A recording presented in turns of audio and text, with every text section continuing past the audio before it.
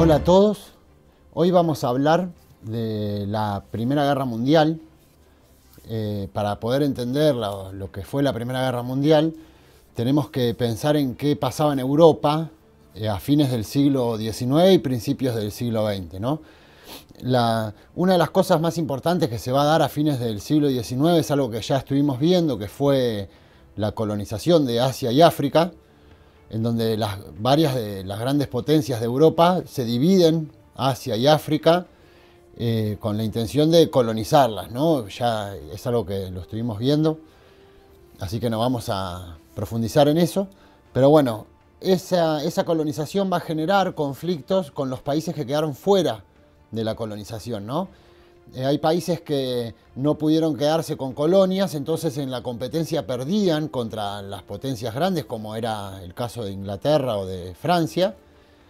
Por lo tanto, eso terminó generando algunos conflictos, sobre todo con Alemania, que era el que menos consiguió en esa colonización. Por lo tanto, uno de los antecedentes de esta Primera Guerra Mundial va a ser esa misma colonización que va a generar algunos conflictos. Así como también los fuertes nacionalismos que se fueron dando, que es lo que vamos a ver hoy. La Primera Guerra Mundial va a dejar un saldo de entre 10 y 60 millones de muertos.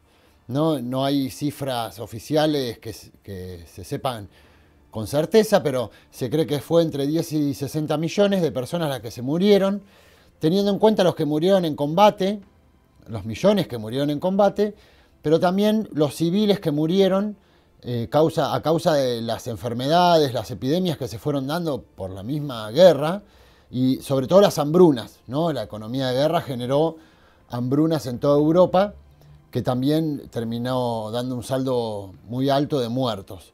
Y también tenemos que agregar a los muertos de la Primera Guerra el 1,5 millones de personas, de armenios, que van a morir en el genocidio armenio, lo que se llama el genocidio armenio, que fue un genocidio generado por los turcos, que es un tema que vamos a ver más adelante, porque es un tema más extenso, para no tener que mezclarlo todo, pero sí pasa durante la Primera Guerra Mundial que se da este genocidio y matan a 1,5 millones de armenios, los turcos. Entonces, lo importante tener en cuenta es todo este contexto que se va dando en Europa y hasta dónde va a empujar a la Primera Guerra Mundial, y por qué nos empuja a la Primera Guerra Mundial, ¿no? Es llamada la Gran Guerra. Cuando ustedes lean algo, siempre que vean la Gran Guerra, va a ser la Primera Guerra Mundial, no la Segunda. Y se le llama la Gran Guerra porque es la primera Gran Guerra donde participan todas las potencias, incluso con el tiempo se termina metiendo también Estados Unidos, que no es parte de Europa, y termina involucrando a muchos países, incluso hasta países de América Latina también, ¿no? Y sin contar las colonias que también se involucran dentro de eso porque las obligan a involucrarse, ¿no? Las potencias europeas.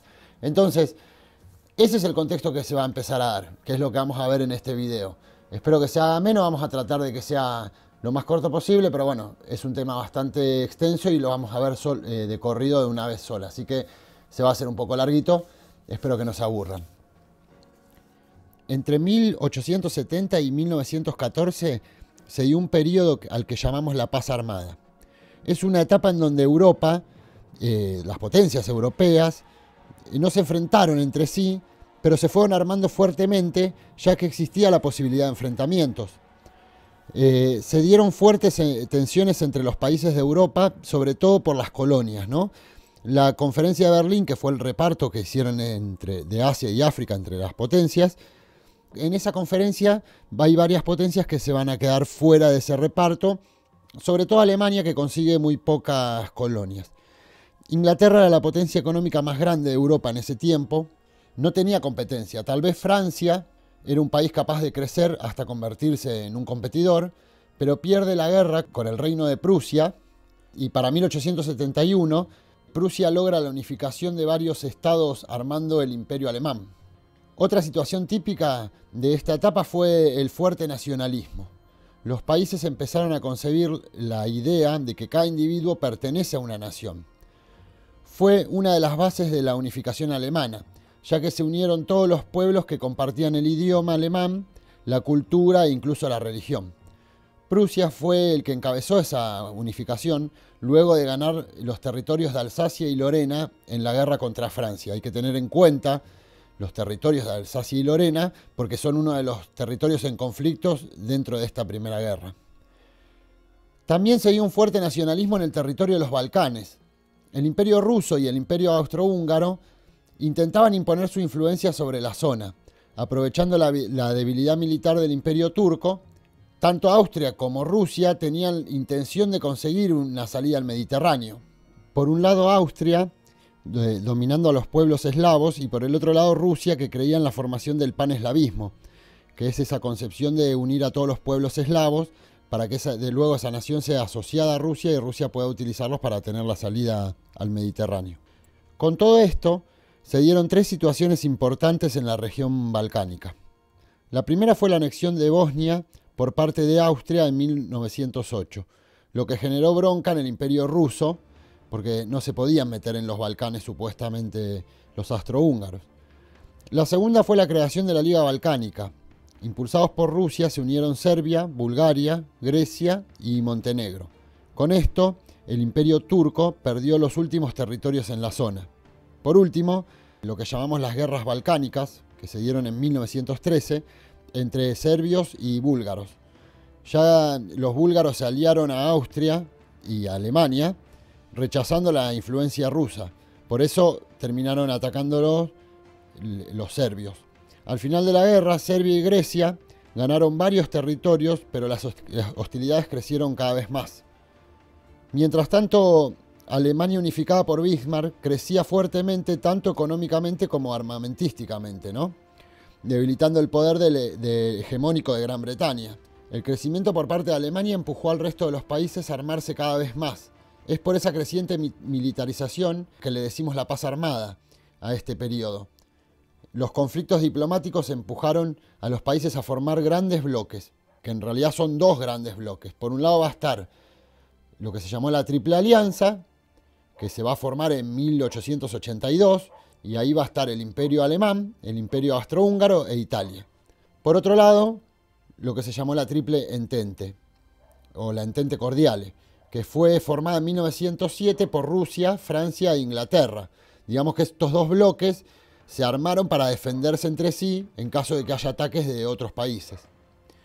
Por último, el Imperio Otomano, o turco, el Imperio Otomano es el Imperio Turco, perdía cada vez más influencia en Europa, lo que también generaba varios conflictos porque no querían dejar de tener esa participación que tuvieron durante muchos años. La paz se debilita cada vez que se da algún conflicto entre dos países, ya que esto termina siendo un conflicto general por este sistema de alianzas. Al final, un conflicto en los Balcanes termina por precipitar la guerra. En junio de 1914 es asesinado en Sarajevo, que es la capital de Bosnia, el archiduque Francisco Fernando de Habsburgo, que era el heredero del emperador de Austria. El archiduque fue asesinado por una organización separatista serbia. O sea, los serbios fueron a Bosnia y lo terminaron matando, ¿no? Bosnia estaba bajo la órbita de Austria, mientras que Serbia estaba protegida por Rusia. Alemania va a convencer al Imperio Austrohúngaro que invada Serbia para terminar con los grupos nacionalistas. Según los alemanes, esta invasión rápida podría terminar con un triunfo sin que se involucre ninguna de las otras potencias. Claro que el asesinato del archiduque fue el punto de explosión, pero en realidad el conflicto se dio por los motivos de los que hablamos antes. No el motivo del nacionalismo, el motivo de las colonias, de la colonización de Asia y África, el crecimiento armamentístico de los países, que una vez que van armándose cada vez más, en algún momento tiene que explotar porque tienen que usar esas armas.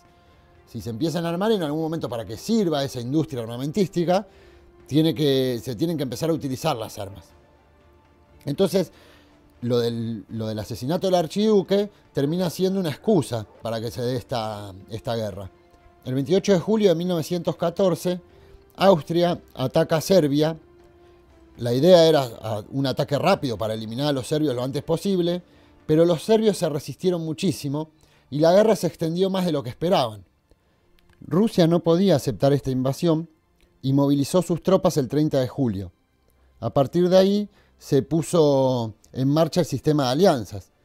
Alemania y Francia decidieron apoyar a sus respectivos aliados.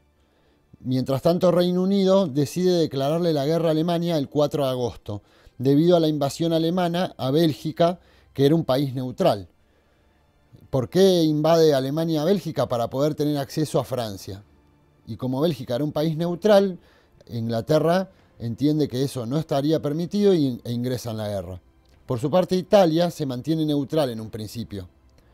Pero a pesar de ser parte de la Triple Alianza, de haber firmado ese pacto con los otros países, en 1915 ingresa a favor de los países de la Entente, porque estos países le prometieron devolverle algunos territorios para unificar Italia luego de que termine la guerra. Finalmente, el Imperio Otomano decide apoyar a los países centrales porque querían volver a tener influencia sobre Europa y consideraban que Alemania era implacable. El imperio está controlado por una agrupación llamada los Jóvenes Turcos, quienes detentan el poder por encima del emperador. Los Jóvenes Turcos fueron los responsables del primer gran genocidio, que es el que hablamos al principio del video, que fue el genocidio contra el pueblo armenio, que dejó más de 1,5 millones de muertos. La primera etapa de movimiento se da cuando Alemania ataca rápidamente a los países neutrales, que eran Bélgica y Luxemburgo, y una vez instalados en el territorio, podrían dominar a Francia. La idea de Alemania era vencer rápidamente ese frente para luego dedicarse al frente oriental, en donde se enfrentaría a Rusia. En este momento se dio una gran movilización de tropas. El ejército alemán ingresó rápidamente a Francia, pero los aliados lograron detenerlos a pocos kilómetros de París, suponiendo un fracaso a la idea de avanzar rápidamente, mientras que el lado oriental, Alemania y Austria, tampoco lograron sostener a Rusia velozmente. Por lo que esta etapa pasó a la etapa llamada Guerra de Trincheras. O sea, fue un avance muy rápido, se supone que iban a hacer un avance muy rápido, conquistar todos los territorios posibles. Al final no lograron conquistar tanto en la parte oriental como occidental, y entonces cuando habían conquistado lo que pudieron, se armaron las trincheras para sostener esas conquistas. A partir del fracaso de la guerra de movimientos, los ejércitos se inmovilizaron, tratando de mantener territorios ganados. Se formó una línea de trincheras de casi 650 kilómetros de extensión. Las batallas se daban dentro de esas líneas y los combatientes se mantuvieron paralizados en esas trincheras de 3 metros de profundidad, plagadas de ratas y cadáveres, con los muertos que se terminaron quedando en las trincheras, terminaron generando otros problemas que fueron las muertes por enfermedades. Otra de las cosas que se dio fue el avance tecnológico, que jugó un papel muy importante. Comenzaron a utilizarse gases venenosos para atacar a los enemigos, como así tanques de guerra y los primeros aviones de combate. En este momento la ciencia se pone a disposición de la guerra. Eso se vio claramente en la guerra submarina. Alemania hizo grandes avances en la creación de submarinos para controlar los mares, aunque no estaba bien visto el uso de submarinos, ya que sus ataques a los barcos civiles se daban por sorpresa, impidiendo evacuar a estos civiles. Otra de las características de esta guerra fue el ingreso de la mujer como parte importante en el desarrollo. Los gobiernos implementaron una economía de guerra para poder sostener a los 70 millones de hombres movilizados. Y para esto, la mujer ingresó al mercado laboral a ocupar el espacio que habían abandonado los hombres que estaban combatiendo, en las fábricas, sobre todo en las fábricas de armamento y en la producción de alimentos, ¿no? En unas condiciones que eran prácticamente de esclavitud. Los países con colonias reclutaron a los colonos, como fue el caso de Francia, que armó un ejército colonial con habitantes de África, o Inglaterra con los colonos de India. La guerra de trincheras se extendió por más de 3 años. Si bien en febrero de 1916 Alemania intenta un avance en lo que se llamó la Batalla de Verdún, para diciembre de ese mismo año Francia había recuperado casi todo el territorio perdido. Y se cree que es una maniobra que terminó dejando 1 millón de muertos. Si bien al principio de la guerra, Estados Unidos se mantiene al margen, declarándose neutral, para 1917 empezaron a entender que su participación era necesaria, sobre todo para no perder la preponderancia que iban adquiriendo desde el principio del siglo XX. El ingreso de Estados Unidos se va a dar por 2 motivos. El primero va a ser el hundimiento del Lusitania, ¿no? Que es un transatlántico que lleva 128 pasajeros civiles norteamericanos y que va a ser hundido por un submarino alemán. Ya esto de la utilización de submarinos por parte de Alemania estaba perjudicando mucho el comercio de Estados Unidos, ¿no? En el Atlántico terminaban bombardeando todo lo que llegaba, por lo tanto Estados Unidos perdía preponderancia en el comercio. Así que ya venía con una molestia con Alemania porque no permitía ese comercio, ¿no?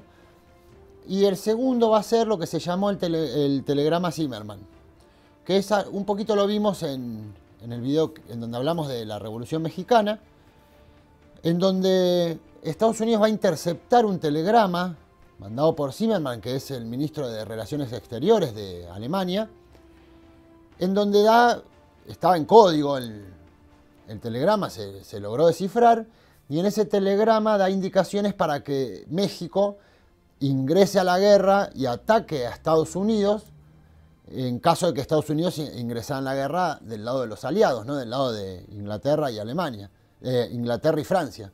Por lo tanto, cuando llega ese telegrama y lo logran descifrar, lo que hizo el presidente Wilson, el presidente de Estados Unidos, fue utilizar ese telegrama como una gran propaganda para que la opinión pública acepte que Estados Unidos ingrese en la guerra. Porque hasta este entonces la gente en Estados Unidos no tenía idea de lo que pasaba. O sea, estaba pasando en Europa, en un lugar lejos, y se sentían alejados de todo eso, como que no tenían necesidad de ingresar. Sin embargo, con esto de que Alemania se supone que estaba incentivando a los países de América Latina, para que se metan en la guerra en contra de Estados Unidos, logró que la gente acepte el ingreso de Estados Unidos, ¿no? Por lo tanto, Estados Unidos va a terminar ingresando en 1917 a la guerra, que fue más o menos en el momento en donde Rusia se va de la guerra, ¿no?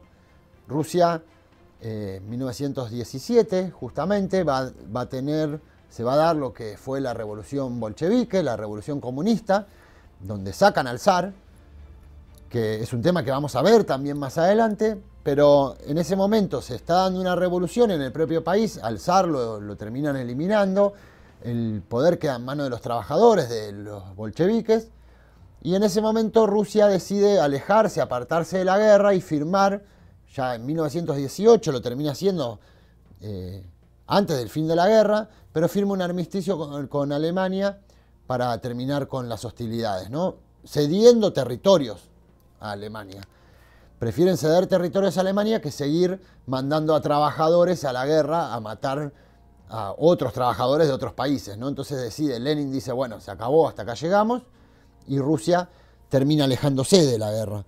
Y ahí es donde Estados Unidos toma mucha preponderancia dentro de la guerra. Primero porque era un país que no estaba en guerra, por lo tanto no estaba agotado ni económicamente ni sus hombres, lo que sí pasaba con el resto de los países, incluso con Rusia.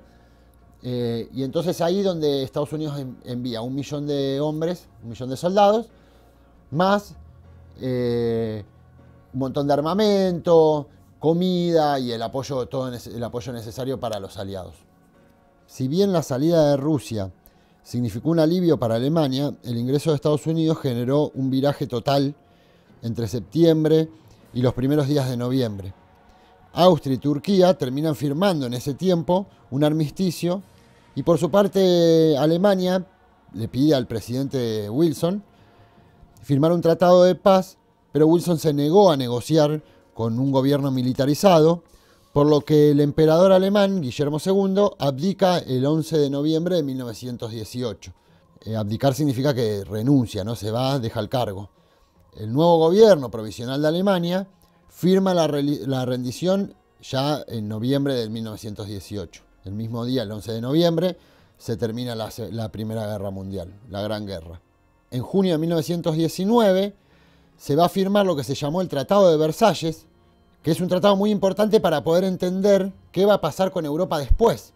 El tratado va a establecer el desarme alemán, la reducción de su ejército, la desmilitarización de la frontera alemana con Francia, la prohibición de una fuerza aérea, la devolución de Alsacia y Lorena a Francia, así como también establecía que Polonia se iba a convertir en un estado independiente, dándole a Polonia un pasaje con salida al mar que cortaba el territorio alemán en dos. Y así hundieron completamente a Alemania, más de lo que estaba por causa de la misma guerra.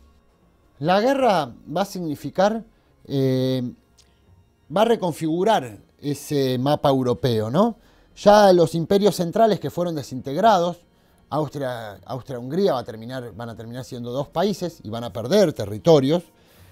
El Imperio Otomano pierde todo el territorio que tenía en Europa.